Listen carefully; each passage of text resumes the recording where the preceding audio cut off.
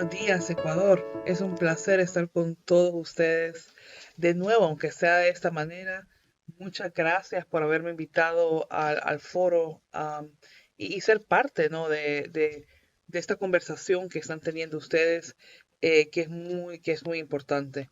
Mi nombre es Pamela Zavalla y yo soy la directora ejecutiva de No Más Global. Y ya veremos un poco de eso. Pero hoy tengo el placer de hablarles acerca de la ayuda psicológica a víctimas de violencia doméstica y sexual desde la perspectiva de un sistema de usuario o guiado por usuarios. Eh, mm, ya les contaré un poquito más acerca de mí, pero realmente nuestro enfoque en esta sesión va a ser hablar un poco de cómo manejar esos servicios, especialmente más que el uno a uno, tal vez psicológico de ellos, es cómo incorporar esto en un servicio para sobrevivientes de uso doméstico o sexual. Eh, para empezar, les quiero contar un poco acerca de No More o No Más. Em, y como les decía, ¿no? No More es una organización global. Tenemos campañas como la increíble campaña que tienen ustedes en Ecuador, en alrededor de 30 lugares, muchas en Estados Unidos, otras en el Reino Unido, Australia y América Latina. Aparte de las campañas, también tenemos una red de aliados que anda sobre 1.700 organizaciones, incluye más de 120 compañías. Y es muy interesante porque No More ha intentado mantener este diálogo con el sector privado y la importancia que tiene el sector privado en asistir eh, a estas causas. No, la violencia de género les afecta al sector privado también.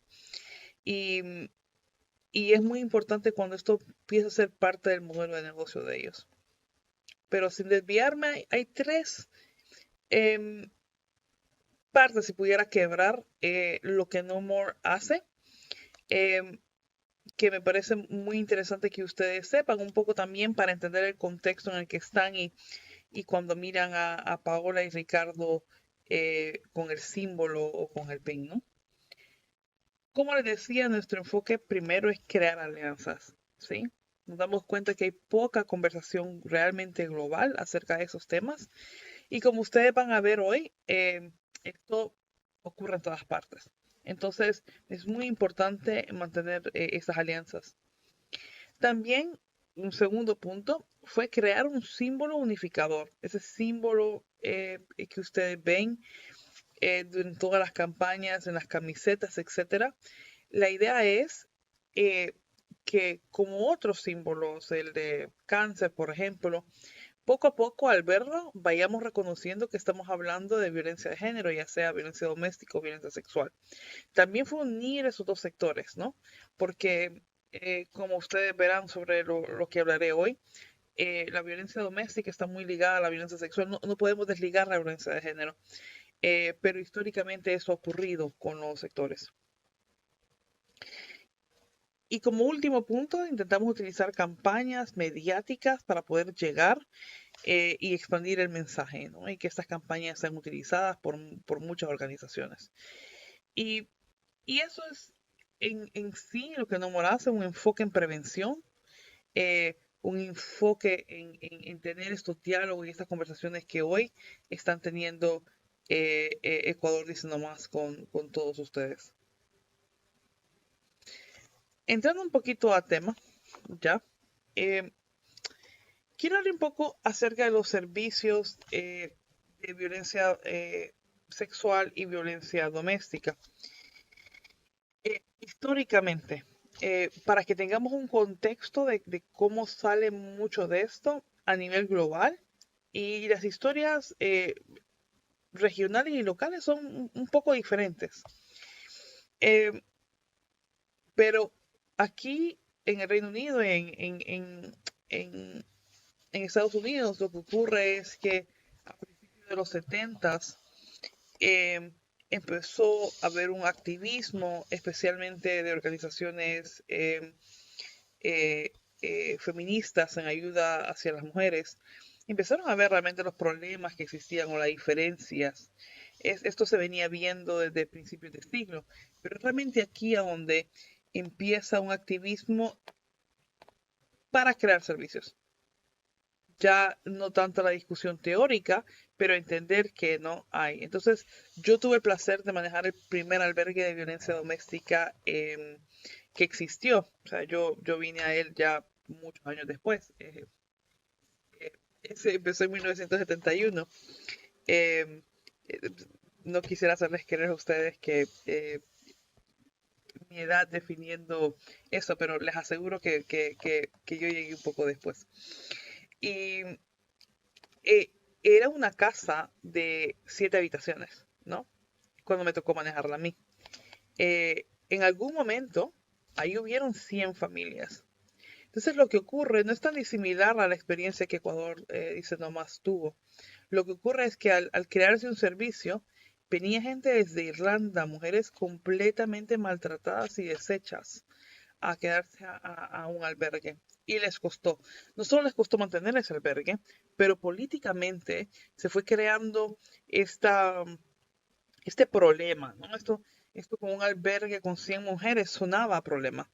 Y tuvieron sus batallas con el gobierno. Creo que alguien terminó en la cárcel porque empezaron a decir que era mucha gente en una casa y realmente lo era, ¿no? Pero las historias empezaron a salir y era evidente que se ocupaba una red de servicios. Y así se van creando primero los servicios de violencia doméstica y después los de violencia sexual, realmente más enfocados a que la gente reportara a la policía si habían tenido un problema de estos y dando esos servicios de forenses, básicamente, con ayuda psicológica a esos. Y esos surgen un poco después. Yo soy una fiel creyente de que la palabra desarrollo eh, surge como un proceso histórico.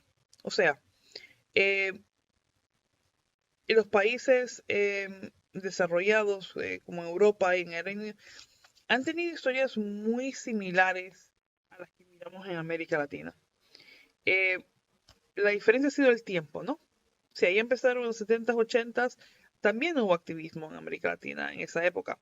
Pero la creación de servicios se empieza a ver un poco después, o la necesidad o como carros medios para que eso ocurra.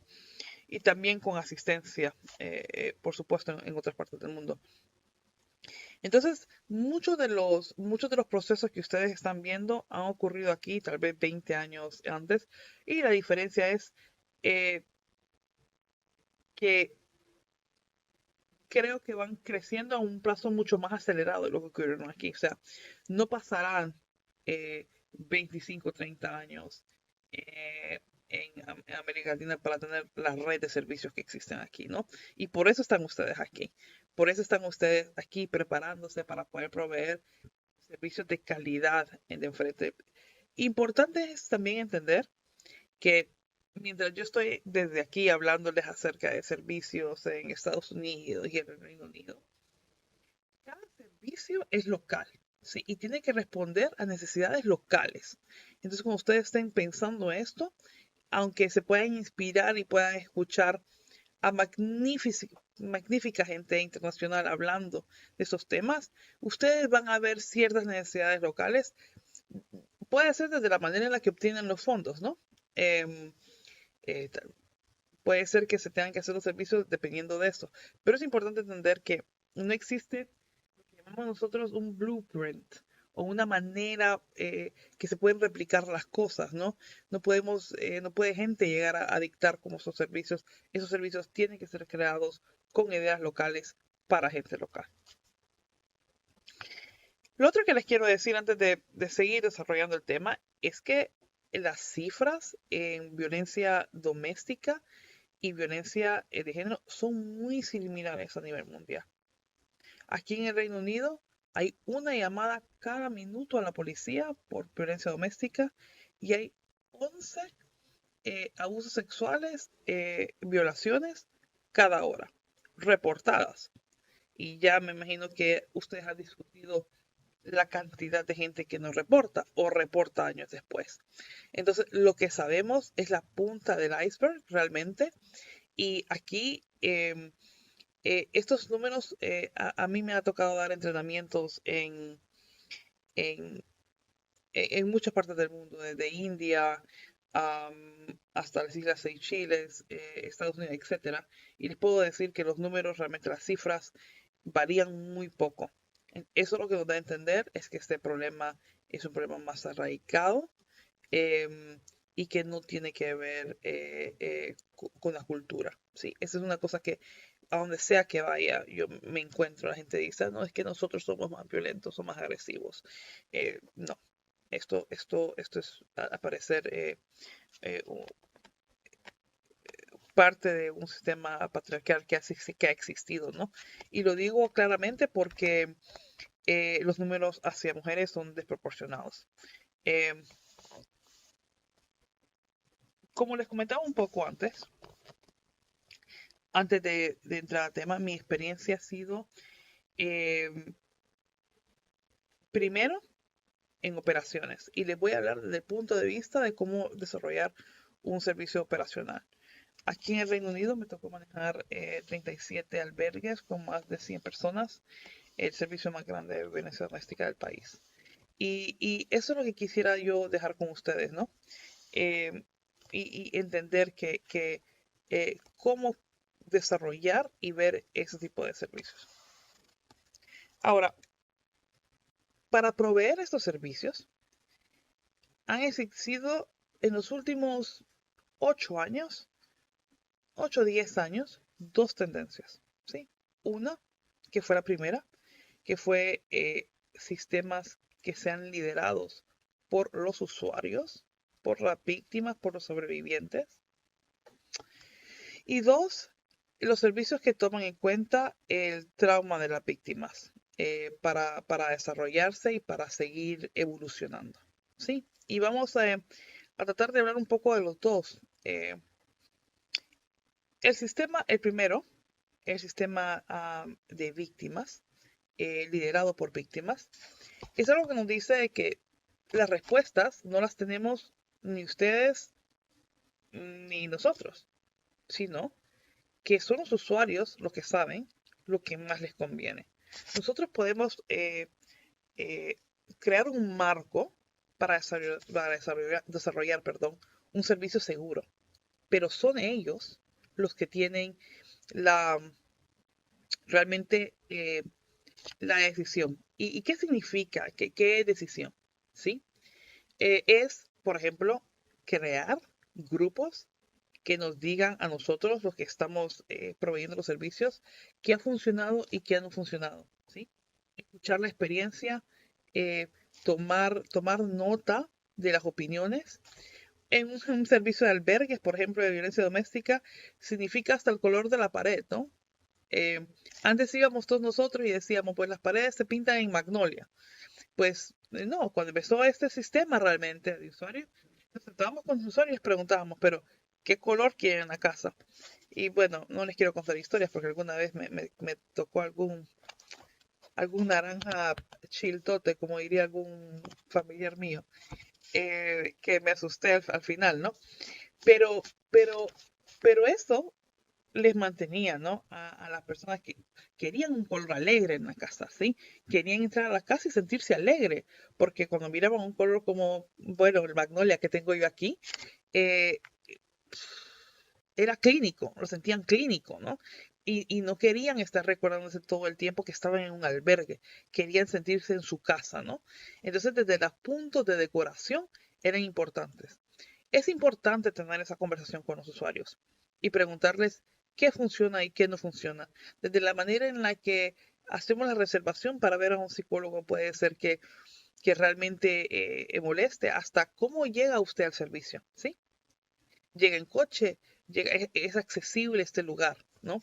Es muy importante tener eso en cuenta, pero también cuando se está proveyendo terapia, es importante que ellos puedan decir lo que está funcionando y lo que no está funcionando, ¿sí?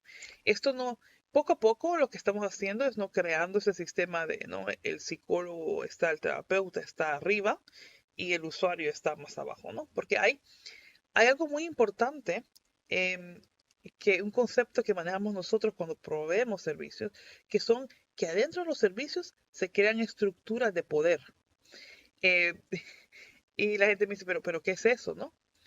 Pues, muchas veces un albergue de violencia doméstica o un servicio de abuso sexual puede tener una oficina y pueden tener habitaciones. Y siempre te mirábamos que las víctimas llegaban a donde estaban, eh, a las oficinas, ¿no? Donde se concentraba el poder de decisión. Y empezamos a decir, no, aquí el terapeuta, el trabajador social, tiene que salirse de su oficina, ir a caminar por la casa, sentarse en el jardín con la víctima o preguntarle si quiere irse a tomar un café, tal vez, y proveer ese servicio ahí, ¿no? Eh, Esto no es aplicable, y yo lo entiendo, am, en todo contexto.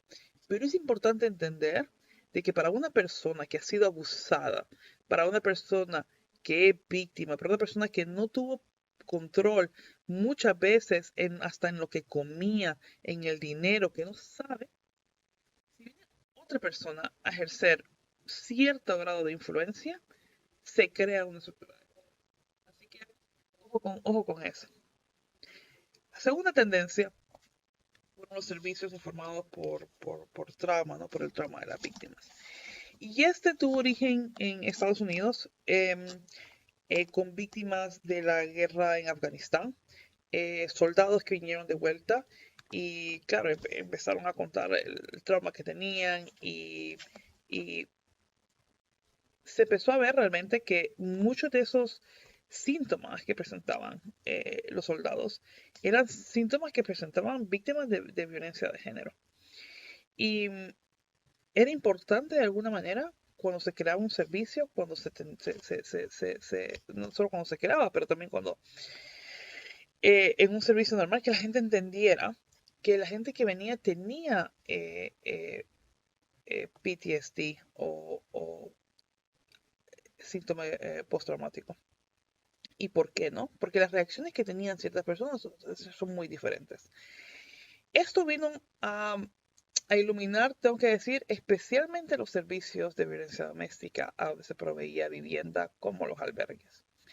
Porque llegaba gente, por ejemplo, muy alterada, muy enojada, se empezaban a pelear con el vecino, ponían la música alta y cuando se entiende realmente que, que lo que está ocurriendo no es un síntoma más que mal comportamiento, ¿no? Se empieza a hablar con cada víctima que llega al servicio. Se empieza a decir, ¿no? Esto le puede pasar, tu vecina puede poner esto y nosotros vamos a hablar con ella. Cuando empieza a emplear este sistema, 67% de las quejas formales cayeron. Inmediatamente, no solo el terapeuta o el trabajador social entiende al usuario, los usuarios se entienden entre sí. Este modelo realmente tiene resonancia cuando se tienen grupos de usuarios juntos, ¿sí? Pero entender que esta es una experiencia compartida al final es muy importante. Entonces, moviéndonos un poco, quisiera hablar de, y por tiempo, del proceso en un servicio, ¿no? De un usuario en un servicio. Y yo lo defino en tres áreas. La llegada o el principio de cuando se llega al servicio, la ayuda, el momento en el que se recibe la ayuda, y al final lo que denomino la luz. La persona, mujer, niño, llega a un servicio, ya sea el de terapeuta que se sienta en una silla o a un albergue, o a un centro forense de sexual llega confundida, a veces con culpa, con miedo. En caso, por ejemplo, de violencia doméstica, puede llegar con un gran sentimiento de culpa. Y es interesante, hay que recordar que para muchos de estos casos, todo lo estable se pudo haber perdido. Desde el techo, si yo decido irme de mi casa con mis 2 hijos, he perdido el techo, tal vez he perdido la comida, tal vez algún familiar me vaya a ayudar por 3 días, porque el cuarto ya uno huele mal. Se ha perdido todo lo que tiene. Se pierden también las redes afectivas y redes sociales. Mi vecina, con la que yo hablaba un poco y me desahogaba, ya no es mi vecina, porque ya no estoy ahí. No voy a la misma iglesia, por ejemplo. Entonces es muy importante que tengamos eso en cuenta. Y el primer paso es crear confianza con el terapeuta y no forzar el servicio. Cuando alguien llegaba a un albergue nuestro, lo primero que hacíamos era, se introducía, el terapeuta llegaba, tocaba la puerta y decía, hola, mi nombre es, y esto es lo que yo hago, ¿no? Y cuando quieras, ya sabes dónde estás, dónde estoy. Y se empezaba lo que nosotros decimos en términos de recibir ayuda en la segunda fase, a vender el servicio. No todo el mundo piensa que después de ser víctimas de abuso sexual o de violencia doméstica o de los dos, necesitan terapia. Ese es un gran mito que los que seguimos trabajando en esto nos lo creemos cada día más. Y ustedes lo pueden entender objetivamente, pero cuando lo vemos en práctica, nosotros pensamos que todo el mundo que pasa por nuestra puerta es que está súper necesitado de ayuda. Pues la mayoría sí, pero algunos no están preparados para recibir esa ayuda. Entonces es nuestro rol ayudarles a entender qué es lo que hacemos, a entender lo que significa tener terapia, a entender que esto es algo común, ¿sí? Y que no ocurre con gente loca o con gente, etcétera. Crear ese sentimiento de confianza. En nuestro caso, porque los servicios sociales son tan fuertes, a la gente le da miedo trabajar con un terapeuta porque creían que después les iban a venir a quitar el hijo. Es muy importante cualquier tipo de mito que exista, quitarlo. Hay también que hacerles entender cuando están recibiendo ayuda, muchas de las víctimas, esto le ha pasado a ellos, pero le ha pasado a otros, ¿no? Es más fácil cuando ustedes están en un grupo o en una comunidad porque esa es la base del grupo, ¿no? Que esto también le ha pasado a otros y por lo tanto, ¿no? Es una experiencia de alguna manera compartida, que no solo le ha pasado a ellos. Eh, y es necesario entender y comprender los sentimientos que la gente trae al servicio. Y cuando hablo de sentimientos, digo los sentimientos afectivos por la gente que ha sido parte del abuso, ¿no? El esposo que maltrataba, o sea, el amor no se muere de un día para otro, ¿sí? Así que no se entiende qué mala suerte ha tenido uno para caer en esa situación. La tercera fase es la luz, el miedo de dejar la ayuda, el miedo de dejar el terapeuta. El terapeuta no puede ser eterno, a menos que se esté pagando y aún así, bueno, ya podremos, hay gente que lo mantiene por mucho, mucho tiempo, pero en estos servicios tiende a no ser el caso. Hay un número generalmente de sesiones. Enseñar a la gente que el túnel está ahí, ¿sí? Que estamos saliendo del túnel y esos mecanismos para que sigan adelante. El trabajo aquí, y yo voy a hablarles un poquito ahorita del trabajo en servicios de violencia doméstica, especialmente porque 90% de la violencia sexual es con alguien que se conoce Y el caso de aquí en el Reino Unido, 88% del abuso sexual es con la pareja, ¿no? Entonces, están muy ligados, pero estoy segura que ustedes han hablado un montón de la prevención de servicios de violencia sexual. Y yo solo quiero hacer un par de puntos en el de violencia doméstica, por si ayuda un poco a esto. El trabajo psicológico con madres, hay que entender que muchas de las madres vienen con un gran sentimiento de culpa. Lo que le ha pasado a sus hijos o lo que han pasado ha sido culpa de ellas. Y es muy importante validar o entender que ese es el sentimiento que se encuentra. Eh, la madre debe de entender el servicio. Y digo madre porque, repito, eh, el tercer punto aquí es el servicio que trae de restablecer la comunicación o el vínculo entre madre e hijo. Ese es el servicio psicológico que proveíamos nosotros. Eh, y es muy importante. La relación madre-hijo está fracturada. Muchas veces el hijo ha tomado el rol de protector, un rol fuera de su edad. Y ha sido víctima, ha sido abusada, tal vez ha sido abusada sexualmente.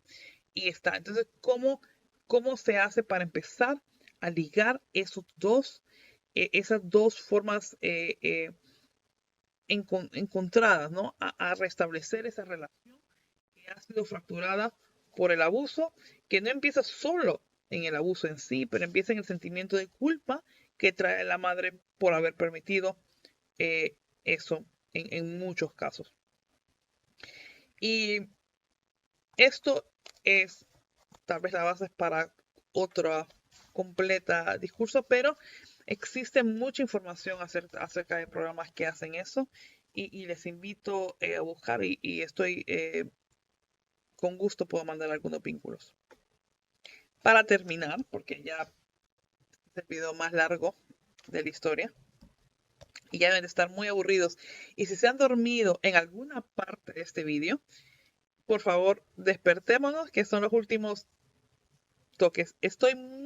Porque es muy importante para mí que se lleven estos mensajes. Hay que ver a los servicios donde hay madres y niños como una unidad familiar. ¿Sí? Eh, ¿Por qué? Porque aunque hay diferentes servicios para ambos, es muy importante mantener este vínculo. Por favor, nunca juzguemos. Esto suena como, claro, Pamela, nunca juzgaríamos a nadie.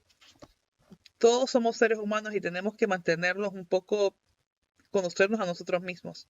No juzguemos casos que realmente por alguna razón miremos algo irregular. No hay que crear barreras. Esta barrera de yo soy el psicólogo y usted es una pobre persona a la que le ha pasado esto, es muy común. Si ustedes están preparados para elevarse el licenciado a ese nivel, su servicio va a ser peor. Los mejores servicios son de gente que realmente se pone al nivel de la víctima. Quitemos todo ese lenguaje sofisticado muchas veces que utilizamos para últimamente, porque tal vez somos más educados o lo que sea, pero que realmente nos posicione en otro nivel. Tengamos cuidado con eso. Hay que creer lo que la víctima dice, porque esa es la única manera que se va a inspirar confianza y ustedes van a poder dar un servicio decente. No comparen un caso con otro. Esto es muy común también. Yo lo miraba mucho con empleadas, comparaba una situación con otra, o la manera de reaccionar de una a otra. Siempre que puedan, hagan grupos con todos los terapeutas para hablar de casos. Porque la mejor manera de aprender, después de tener un marco teórico como el que ustedes están teniendo ahora, es compartir experiencias. Muy importante que mantengan eso. Dejen que el sobreviviente guíe el proceso. Ustedes pueden tener una metodología, pero dejen que la persona se sienta conforme. Y es lo más importante. ese trabajo muchas veces nos deja completamente, ya miramos normal, ¿no? Hemos tenido 100 casos, 200 casos. Esto le pasa a un montón de gente. Ya estamos adormecidos. Reconozcamos cuando nosotros, los trabajadores sociales, los psicólogos, estamos ya adormecidos por el tema, ¿no? Porque tenemos que levantarnos, no es como caer en un estado dormido. Yo trabajé en la Corte de Familia de Manhattan y tenía 80 casos. Y llegó un momento donde tuve que hacer clic, Pamela, esta persona que viene enfrente de tuya es otra, ¿sí? Y hay que estar segura que estamos proveyendo los mejores servicios que se pueden a cada individuo, porque cada individuo es diferente. El tiempo siempre es corto, se les quiere muchísimo.